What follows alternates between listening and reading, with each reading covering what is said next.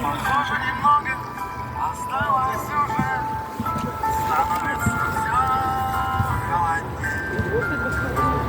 И мы со временем осторожней на вираже, и ждать перемен все трудней.